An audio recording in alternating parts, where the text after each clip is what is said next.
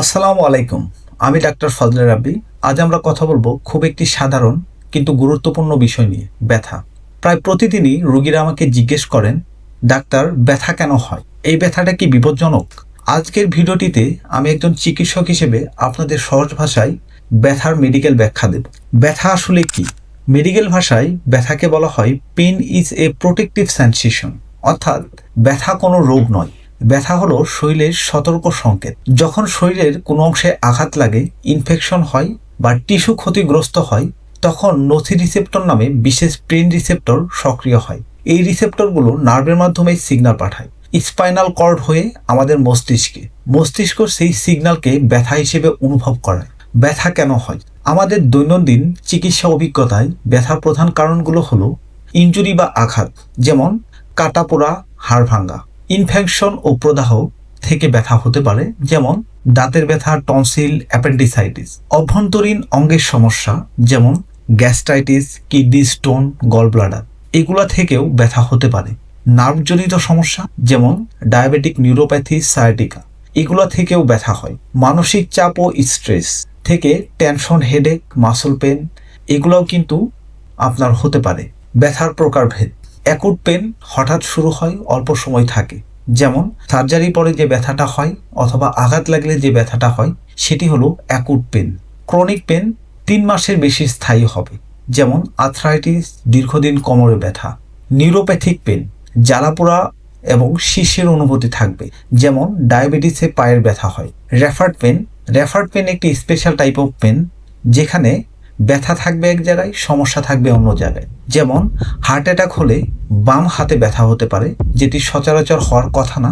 Heart attack হলে বাম পাশের বুকে ব্যথা হওয়ার কথা, কিন্তু আমাদের ব্যথাটি হচ্ছে বাম হাতে। সেক্ষেত্রে এই ব্যথাটি এক জায়গা থেকে অন্য জায়গায় রেফার্ড হয়ে যাচ্ছে অথবা স্থানান্তরিত হয়ে যাচ্ছে, যার জন্য এটিকে আমরা বলছি রেফার্ড পেন। কখন ব্যথাকে সিরিয়াস হিসেবে নিতে হবে? আমি একজন ডাক্তার হিসেবে আমি বলবো, এই লক্ষণগুলো থাকলে দেরি না করে চিকিৎসকের শরণাপন্ন হবেন। হঠাৎ বুকে তীব্র ব্যথা, মাথা ব্যথার সাথে বমি বা অজ্ঞান হওয়া, দীর্ঘদিন ব্যথা যা ওষুধে কমছে না, ব্যথার সাথে জ্বর বা অকারণে ওজন কমা। ব্যথার চিকিৎসা কারণ ভিত্তিক হতে পারে। সাধারণত পেন কিলার, আমরা যেমন পেন কিলার ব্যবহার করে থাকি, যেমন কিটোরোলাক রয়েছে, ন্যাপ্রোকজেন রয়েছে, এছাড়া নাপা ওয়ান বা আদার্স যে ব্যথার ওষুধগুলো রয়েছে, এগুলো পেন কিলার হিসেবে কাজ করবে।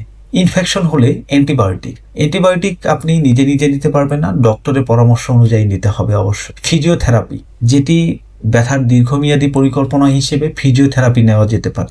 লাইফস্টাইলের পরিবর্তন বলতে, যাদের ওজনজনিত পায়ের ব্যথা হচ্ছে বা আদার্স কোনো কারণ রয়েছে, তাদেরকে লাইফস্টাইলের পরিবর্তন করতে হবে।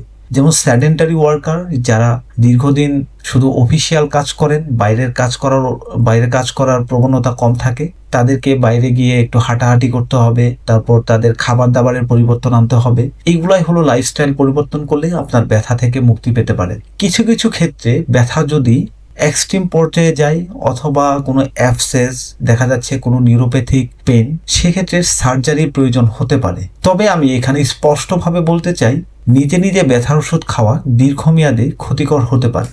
এখন আমি ব্যথার আরেকটি দিক নিয়ে কথা বলতে চাই, স্পিরিচুয়ালিটি অথবা আত্মিক দৃষ্টিকোণ থেকে। কারণ ব্যথা শুধু নার্ভার টিস্যু বিষয় নয়, ব্যথা মানুষের মন, ধৈর্য ও আত্মার সাথেও গভীরভাবে জড়িত। হযরত মুহাম্মদ সাল্লাল্লাহু আলাইহি সাল্লামের দৃষ্টিতে ব্যথা, ইসলামে ব্যথার দৃষ্টিভঙ্গি ভিন্ন কিন্তু গভীরভাবে মানবিক।